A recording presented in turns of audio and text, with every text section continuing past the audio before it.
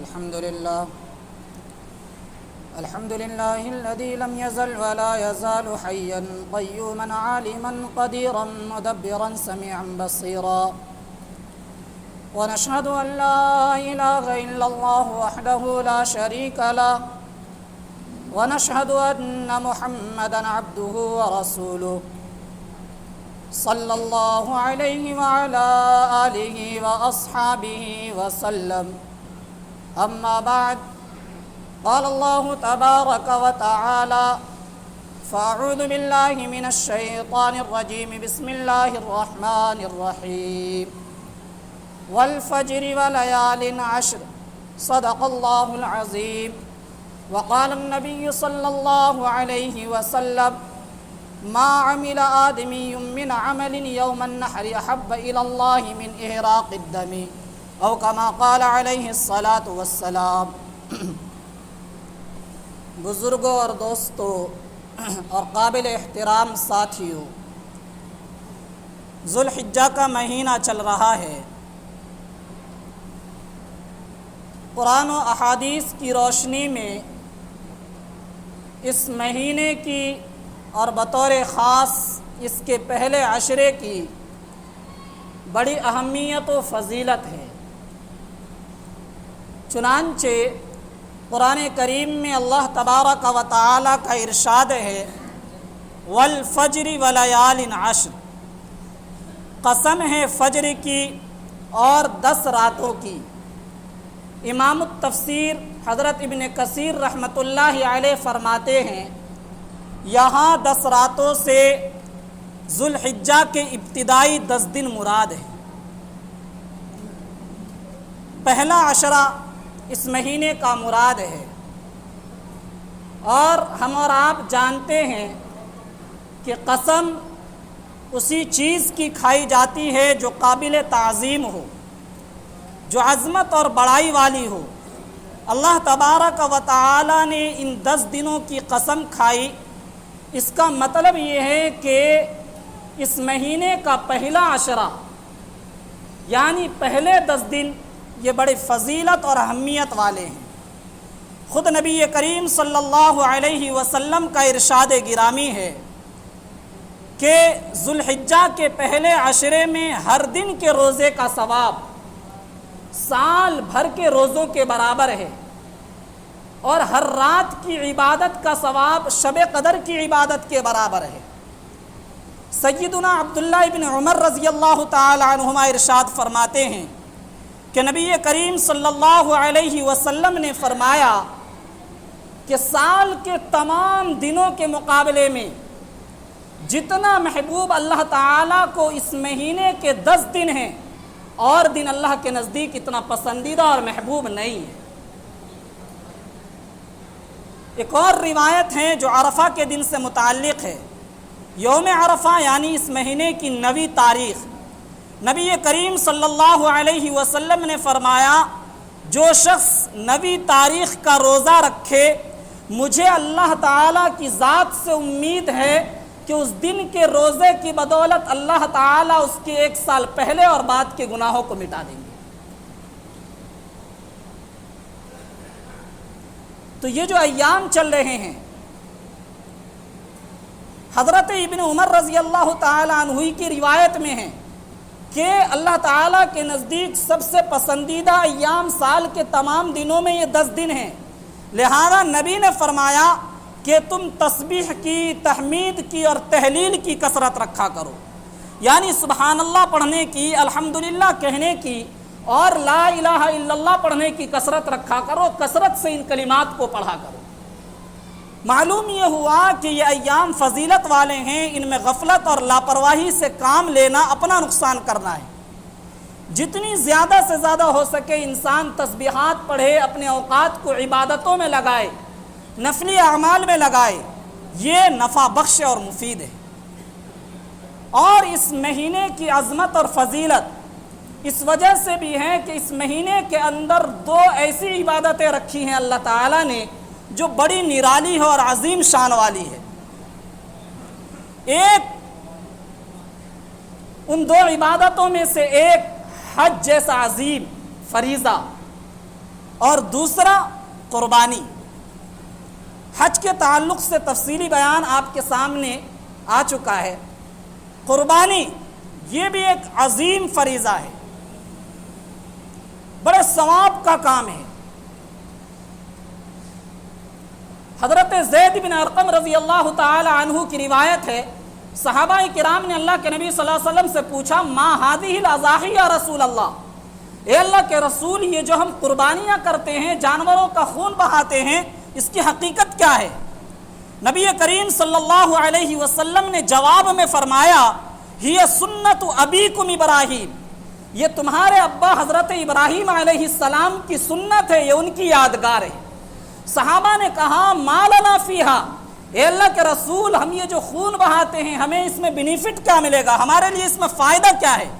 پیارے آقا صلی اللہ علیہ وسلم نے جواب میں فرمایا بکل شعرۃ حسنہ، جانور کے ہر بال کے بدلے ایک نیکی۔ صحابہ نے کہا فالصوف، اے اللہ کے رسول اگر کوئی جانور ایسا ہو کہ اس کے جسم پر بال نہ ہو بلکہ اون ہو، اون، تو پھر وہاں نیکیوں کا کیا حساب ہے؟ نبی کریم صلی اللہ علیہ وسلم نے فرمایا بکل شعرۃ من الصوف حسنہ، کہ اون کے ہر ریشے کے بدلے اللہ تبارک و تعالی کی طرف سے ایک نیکی ہے۔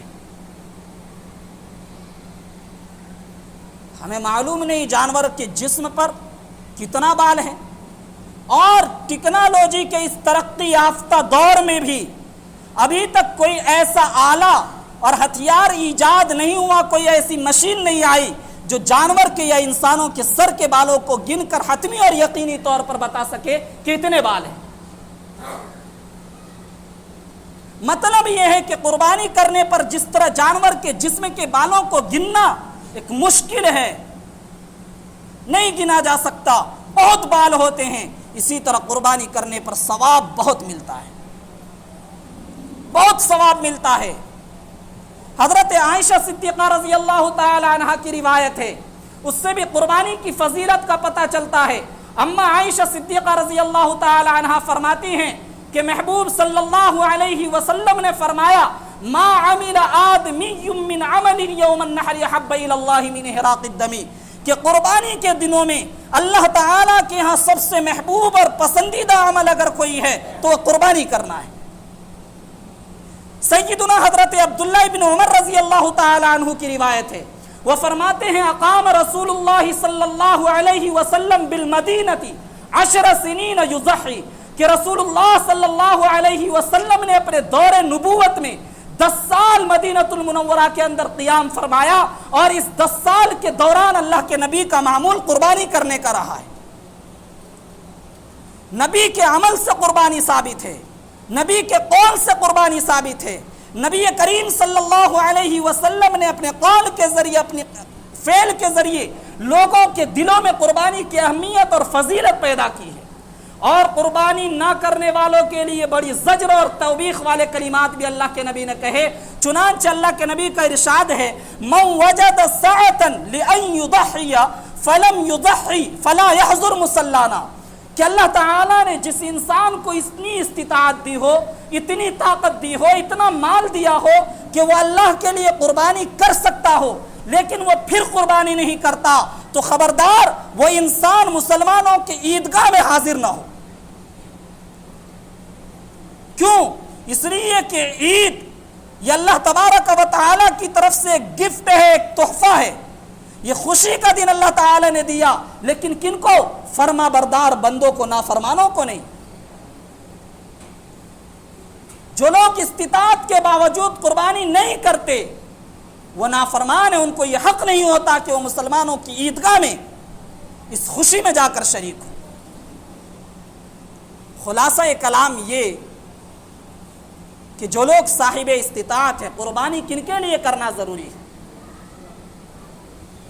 قربانی کے دنوں میں یعنی 10، 11، 12 ذی الحجہ، ان 3 دنوں میں جو انسان مسلمان ہو، عاقل ہو، بالغ ہو، صاحب استطاعت ہو، یعنی اس کے پاس 52.5 تولہ چاندی یا اس کے برابر قیمت ہو، یا اتنا سونا ہو جو 52.5 تولہ چاندی کی قیمت کے برابر ہو، یا کچھ سونا کچھ چاندی ہو، سب ملا کر 52.5 تولہ قیمت کے برابر ہو، یا اتنا سامان تجارت ہو یا گھر کی ضروریات سے زائد اتنا سامان ہو جو 52.5 تولہ چاندی کی قیمت کے برابر ہو اور وہ قرض دار بھی نہ ہو، قرض سے فارغ ہو، تو اس کے اوپر قربانی واجب ہے، وہ قربانی کرے۔ نہیں کرے گا گنہگار ہوگا فریضہ کو چھوڑنے کی وجہ سے۔ اور میں آپ کو ایک بہت اہم بات بتا دیتا ہوں، یہ موبائل کا دور ہے، لوگ یوٹیوب کا، فیس بک کا، انسٹاگرام کا یوز کرتے ہیں، اور آج کے ڈیٹ میں قربانی پر اعتراضات کی ویڈیو خوب وائرل ہو رہی ہے۔ کچھ لوگ جو منکرین ہیں، جو ملحدین ہیں، جو جدید تہذیب اور مغربیت سے متاثر ہیں، وہ طرح طرح کے قربانی کے خلاف بیانات دے کر سادہ ذہن مسلمانوں کو بھٹکانا چاہتے ہیں، قربانی کے تعلق سے ان کے ذہنوں کو گندا کرنا چاہتے ہیں۔ اور بڑا افسوس کی بات یہ ہے کہ اس حرکت میں ملوث بہت سے نام نہاد مسلمان بھی ہیں، خود کو مسلمان کہتے ہیں، بڑے ایجوکیٹڈ اپنے آپ کو سمجھتے ہیں، اسلامی اسکالر کہلاتے ہیں، لیکن اس طرح کی واہیات بکواس بکتے ہیں۔ کیا اعتراض ہے؟ 2 باتیں وہ کہتے ہیں، اور کوئی بھی انسان جس کے پاس بہت مضبوط علم نہ ہو یا عقیدے کی کمزوری ہو، ان کے نعرے کو سن کر متاثر ہو سکتا ہے۔ پہلا نعرہ ان کا یہ ہے کہ قربانی کرنا جانوروں پر ظلم ہے، نسل کشی ہے۔ بڑی ہمدردی والا نعرہ ہے، لہذا قربانی نہیں کرنا چاہیے، جانوروں پر ظلم ہے، یہ نسل کشی ہے، جانوروں کی نسلوں کو ختم کرنا ہے۔ اور دوسرا نعرہ یہ ہے غریبوں کی ہمدردی کا، وہ یہ کہتے ہیں کہ قربانی کے نام پر جو دنیا کے اتنے سارے مسلمان کروڑ اربوں خربوں روپے قربانی کے نام پر خرچ کر دیتے ہیں، ان پیسوں کو جانوروں کے خون کو بہا کر خرچ کرنے کے بجائے رفاہ عامہ کے کاموں میں، سڑکیں بنانے میں، اسپتال کی تعمیر میں، کالج اور اسکول بنانے میں، مسلمانوں کے مفید کاموں میں، غریب طبقے کے تعاون میں خرچ کیا جائے تو لوگوں کا کچھ بھلا ہو جائے۔ یہ بھی سننے میں بڑا اچھا لگ رہا ہے کہ یہ آواز اٹھانے والے بڑے ہمدرد ہوں گے۔ میرے بھائیو، نعرہ تو ایسا نعرہ ہے کہ ظاہر تو ہمدردی ہے، لیکن اس کے پیچھے گندی سوچ ہے، بہت گندی سوچ ہے۔ ہم ان کے پہلے دوسرے نعرے کا جواب آپ کو سمجھاتے ہیں، بہت تسلی سے سمجھیے گا۔ یہ قوم کے ہمدرد نہیں، ان کا مقصد غریبوں کے ساتھ ہمدردی نہیں ہے۔ یہ جو یہ کہتے ہیں کہ قربانی میں پیسے لگانے کے بجائے ان پیسوں کو غریب طبقے پر خرچ کیا جائے تو ان کی غربت ختم ہو جائے گی، اسکول اور کالج کھولے جائیں ان پیسوں کو بچا کر تو قوم کے لوگوں کا فائدہ ہوگا، یہ قوم کے ہمدرد نہیں ہے۔ الزامی جواب دیتا ہوں، قربانی میں جو پیسے خرچ ہو رہے ہیں فریضے کی ادائیگی میں، یہاں جو پیسہ خرچ ہو رہا ہے یہ ان کو فضول خرچی لگ رہی ہے۔ شادیوں میں اور شادیوں کی بیجا رسومات میں، مہندی میں، ہلدی میں، اور نہ جانے شادی سے پہلے کیسے کیسے رسم کی ادائیگی ہوتی ہے، ان میں ڈیجوں میں، ناچ میں، گانے میں، نشے والی چیزوں میں، بیڑی میں، سگریٹ میں، سینما ہالوں میں، اور نہ جانے اسی طرح جوا میں، گیم میں، موبائل ریچارج میں، قوم کے نوجوان، قوم کے جوان، قوم کے بچے بچیاں کتنے پیسے خرچ کر ڈالتے ہیں۔ ان لوگوں کو یہ فضول خرچیاں نظر نہیں آتی، یہ اسراف نظر نہیں آتا۔ انسان کی زندگی کے گزران کے لیے اگر وہ شہر میں رہتا ہے 15-20 لاکھ کا مکان کافی ہے، لیکن اپنی عیش کے لیے، اپنی عشرت کے لیے، اپنے آرام کے لیے، دنیا کو اپنی دولت دکھانے کے لیے یہ لوگ جو قوم کے غریبوں کے ساتھ ہمدردی کا نعرہ اٹھا رہے ہیں، قوم کے غریبوں کے ساتھ اپنی ہمدردی جتا رہے ہیں، کروڑوں کروڑ کے مکان میں رہتے ہیں، یہ قوم اپنے مکانوں کے ڈیکوریشن میں کروڑ روپے لگا دیتے ہیں، اس وقت قوم کی ہمدردی کا جذبہ بیدار نہیں ہوتا کہ اپنے مکانوں میں کروڑوں روپے لگانے کے بجائے کچھ پیسے بچا کر غریبوں کے ہاتھ میں دے دیا جائے تو ان کی غربت دور ہو جائے۔ اپنی عیاشی میں خرچ ہونے والے پیسے، اپنے نفسانیات میں خرچ ہونے والے پیسے، اپنے لہو و لعب میں خرچ ہونے والے پیسے، اپنے سیر و تفریح میں خرچ ہونے والے پیسے اس وقت یاد نہیں آتی ہیں کہ یہ فضول خرچیاں ہیں۔ جب اللہ کے فریضے کی ادائیگی کے لیے پیسہ خرچ کرنے کا نمبر آتا ہے تب قوم کے غریبوں کی یاد آتی ہے۔ تب قوم کے غریب لوگوں کا خیال آتا ہے. یہ ڈھکوسلا پن ہے. اور دوسری بات آپ کو بتاتا ہوں، جو تحقیقی جواب ہے، یہ تو ہم نے الزامی جواب دیا، احادیث کی روشنی میں تحقیقی جواب ہے. غریبوں کا حق نہیں مارا جاتا قربانی میں کہ قربانی کے پیسے بچا کر غریبوں کو دے دیا جائے، قربانی کے پیسے بچا کر سڑکیں بنوائی جائے. رفاہ عامہ کے کاموں کے لیے قربانی رکاوٹ نہیں ہے. ان کو اسلامی تعلیم کا صحیح علم نہیں، انہوں نے اسلام کو بھی صحیح تفصیل سے پڑھا نہیں. ان کی باتوں سے اندازہ ہوتا ہے. کیوں؟ اس لیے کہ اسلام نے غریبوں کا پورا خیال کیا. ذرا اسلام کے حکام کی ڈیٹیل تو دیکھو. زکوٰۃ کا فریضہ اسلام نے کس کی ہمدردی میں رکھا؟ غریبوں کی ہمدردی میں رکھا. صدقہ نافلہ کا حکم اسلام نے کس کے لیے دیا؟ غریبوں کی ہمدردی میں دیا ہے. اور چلو عشر کو اسلام نے رکھا ہے، یعنی زمین کے پیداوار میں 10واں حصہ بیت المال کو دیا جائے. یہ کس کے لیے؟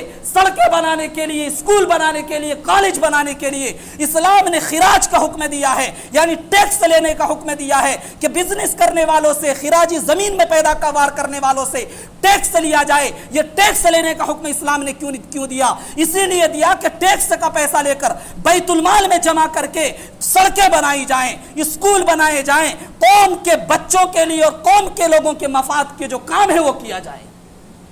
اسلام نے چھوڑا کہاں ہے کہ تم ایک فریضے کے پیسے کو بچا کر غریبوں کی ہمدردی جتاؤ؟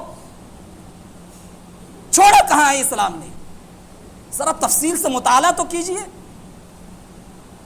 اور دوسری بات یہ ہے کہ نبی کریم صلی اللہ علیہ وسلم سے بڑھ کر غریبوں کا ہمدرد کوئی نہیں ہو سکتا. یہ جو غریب طبقہ ہے یہ نبی کے زمانے میں بھی موجود تھا. رفاہ عامہ کے مفید کام جو قوم اور سماج کے لیے ہوتے، سڑکیں، اسکول، تعلیم گاہیں، ان کی ضرورت نبی کے زمانے میں بھی تھی.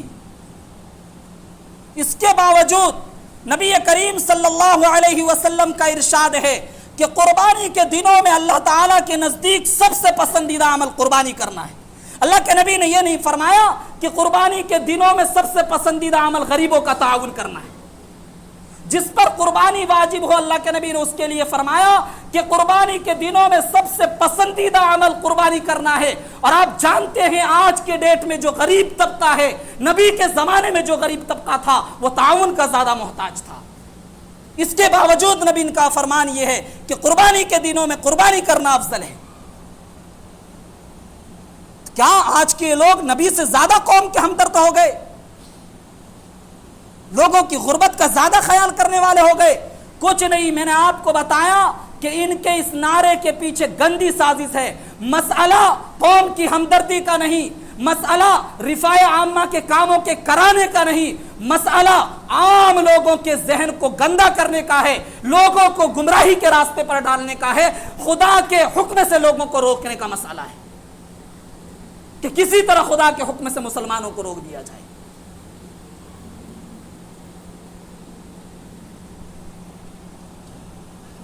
اور ایک بات، قربانی کرنے میں یہ لوگ کہتے ہیں نقصان ہے، ہم یہ کہتے ہیں آخرت کا بھی فائدہ ہے، دنیا کا بھی فائدہ ہے. قربانی کی وجہ سے کتنے لوگوں کی بزنس اور تجارت جاری ہے. بیچارہ وہ غریب انسان جس کے پاس کوئی ذریعہ معاش نہیں ہے، آخری درجے میں آ کر وہ کیا کرتا ہے؟ جانوروں کے چرانے اور چگانے کا کام کرتا ہے. سردی اور گرمی کی شدت اور تکلیف کو برداشت کرتا ہے. پورے سال جانوروں کے چرانے کا کام کرتا ہے.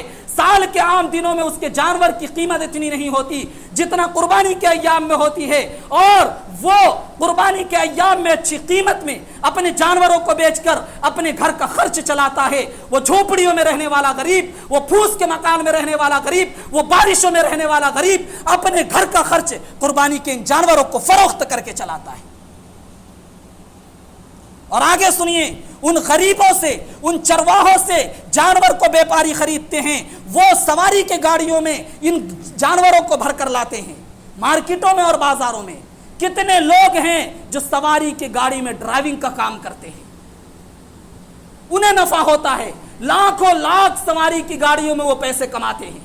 کتنے لوگ ہیں جو جانوروں کے چارہ بیچنے کا کام کرتے ہیں، لاکھوں لاکھ اربوں روپے کا یہ چارہ بیچنے والے قربانی کے دنوں میں سارے مل کر اربوں روپے کی کمائی کر لیتے ہیں۔ پھر اس کے بعد قصائیوں کا نمبر آتا ہے، وہ ذبح کرتے ہیں، کتنے لاکھ روپے کی کمائی ان کی ہو جاتی ہے، اربوں روپے کی کمائی قصائیوں کی ہو جاتی ہے۔ پھر اس کے بعد ہڈیاں ہیں، کھال ہیں، یہ ساری چیزیں ہیں، اس سے طرح طرح کی چیزیں بنتی ہیں۔